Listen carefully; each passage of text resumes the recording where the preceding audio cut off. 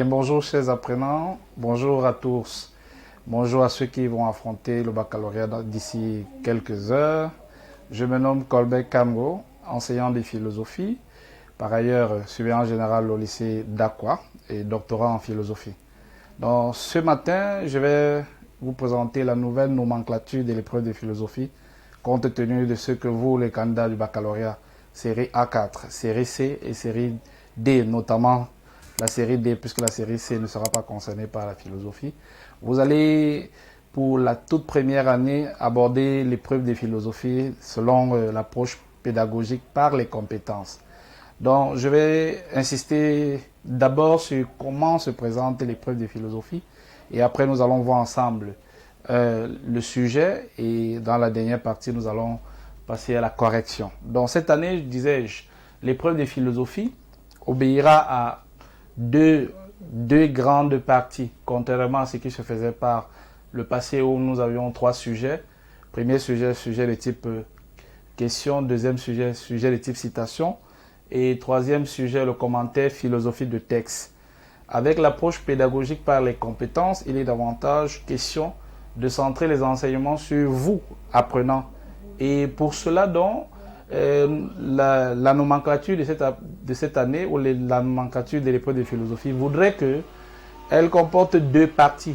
La première partie, comme vous pouvez constater, l'évaluation des ressources. Et dans l'évaluation des ressources, vous aurez à traiter un sujet de commentaire philosophique de texte en 15 minimum et maximum 25 lignes.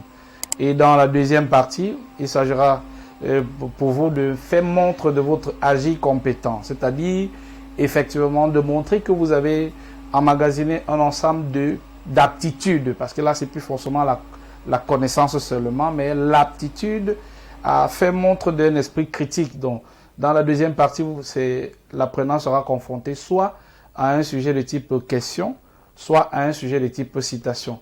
Dans le cas d'espèce, sur l'épreuve de ce matin, nous avons plus affaire à un sujet de type citation. Je voudrais donc rapidement préciser, chers candidats, que en ce qui concerne l'épreuve de philosophie et la manière avec laquelle vous devez l'aborder, vous avez droit à trois méthodologies possibles. La première méthodologie est celle du commentaire philosophique du texte. La deuxième méthodologie est celle du sujet de dissertation, sujet de type citation, comme ce que nous aurons. Et la dernière méthodologie est celle du sujet de type question, en parlant de la dissertation. Donc, on va rapidement essayer de comprendre ce qu'il en est. Il faudra avoir présent à l'esprit que ici, il y a deux éléments qui manquent. Il y a deux éléments qui manquent sur cette épreuve. Le premier élément, c'est justement la durée. La durée de l'épreuve, c'est 4 heures.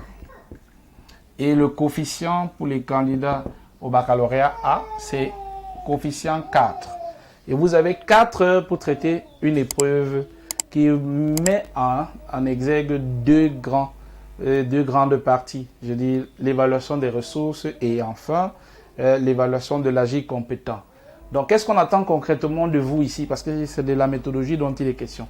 On attend de vous dans l'évaluation des ressources que vous exploitez votre connaissance de l'œuvre, les connaissances que vous avez de l'auteur et dont l'œuvre est inscrite au programme. Il faut rappeler que vous n'avez que 2 œuvres au programme cette année, de la médiocrité à l'excellence d'Ebenezer John Moller et la deuxième œuvre, celle du philosophe camerounais Martien Toa, et c'est sur la problématique philosophique dans l'Afrique actuelle. Donc vous aurez dans cette partie-là, l'évaluation des ressources, toujours affaire soit à un texte de Martien Toa, soit à un texte d'Ebenezer John Moller. Dans le cadre d'espèces, le texte que nous avons choisi ce matin, c'est celui d'Ebenezer John Moller.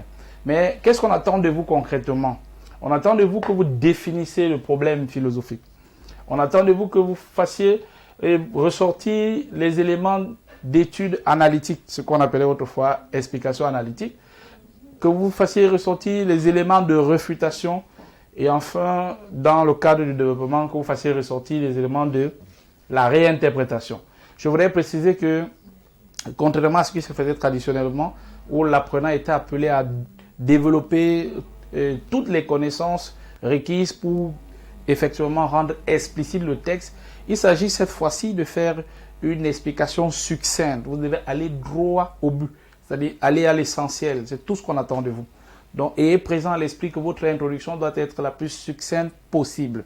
On vous demande de rapidement poser le problème, évoquer la thèse de l'auteur et effectivement poser la question de la réfutation qui va engendrer le débat. Donc, voilà ce qu'on attend de vous dans la première partie qui est l'évaluation des ressources. Ayez toujours présent à l'esprit que tout cela doit se faire dans l'intervalle 4 heures. Donc, il va falloir que vous vous organisez pour gérer le temps. Sinon, vous serez rattrapé par le temps puisque l'épreuve comporte 2 grandes parties. Donc, lorsque vous aurez compris qu'il s'agit effectivement d'analyser la pensée de l'auteur, tout d'abord de l'expliquer, de la rendre plus explicite, mais cette fois-là en étant bref, en allant droit à l'essentiel, puis vous devez discuter sa pensée, parce que au-delà de tout, vous devez faire preuve du jugement critique, d'analyse, l'esprit de remise en question, et à la fin, vous devez pouvoir ressortir la portée philosophique, telle que le libellé d'ailleurs, on vous demande de dégager l'intérêt du texte ci-dessus à partir de son ordonnée. Et évidemment, vous allez conclure votre devoir par un bilan, c'est-à-dire la conclusion. La deuxième partie, quant à elle, c'est celle de l'évaluation de l'agir compétent. Qu'est-ce qu'on attend de vous concrètement? On attend de vous que vous répondez à un ensemble de tâches. Si autrefois, l'épreuve de philosophie, avec une seule consigne, le candidat traitera l'un des 3 sujets au choix. Et la deuxième consigne, c'était dégager l'intérêt philosophique du texte à partir de son étude ordonnée. Cette fois-ci, on vous précise les tâches que vous êtes supposé effectuer pour mener à bien votre réflexion philosophique. Donc, dans le cadre de la deuxième partie, vous devez effectivement répondre à 3 tâches précises. La première tâche est celle qui consiste à rédiger. Ici, c'est le candidat. C'est pour ça qu'on rédige une introduction dans laquelle, après avoir amené le sujet, vous voyez donc que dans la consigne, selon l'approche pédagogique par les compétences, on vous oriente. On vous dit exactement ce qu'on attend de vous. Après avoir amené le sujet, tu poseras le problème. Après avoir posé le problème, effectivement, tu vas donc élaborer une problématique subséquente. C'est-à-dire que vous devez être capable de questionner le point de vue de l'auteur ou le problème pour envisager les pistes de solution. La deuxième tâche fondamentale est effectivement de vous servir de votre culture philosophique dans le respect de la logique. Et cette fois-là, on attend de vous que vous élaborez une analyse dialectique, on entend par la thèse, antithèse, synthèse, du problème soulevé par le sujet. Et dans la troisième et dernière tâche, on vous demande de rédiger une conclusion, c'est une sorte de bilan, dans la conclusion dans laquelle, après avoir rappelé le problème, c'est très important, vous devez dresser le bilan de votre développement. Vous avez développé les idées qui ont permis de résoudre le problème soulevé à l'introduction. On vous demandera à la fin de proposer une solution personnelle contextualisée du dit problème. Donc voilà la nouvelle nomenclature de l'épreuve de philosophie. Si effectivement, pendant toute l'année scolaire, vous avez sans doute eu l'occasion de vous frotter aux différents sujets, donc ne soyez pas surpris, dans quelques jours, vous aurez effectivement à faire preuve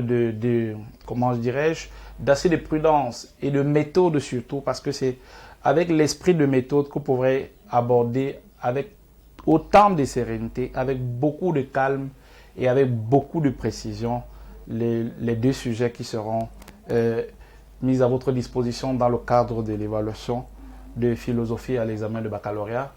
Et la toute première épreuve de philosophie selon l'approche pédagogique par les compétences. Donc voilà en quelque sorte ce qu'on attend de vous dans le cadre de l'épreuve de philosophie. Ne soyez pas stressés, c'est le même travail que par le passé, mais simplifié avec des orientations précises. Et dans la phase pratique tout à l'heure, nous allons voir concrètement comment faire pour aborder un sujet de commentaire dans le cadre de l'évaluation des ressources et un sujet de dissertation dans le cadre de l'évaluation de l'agir compétent.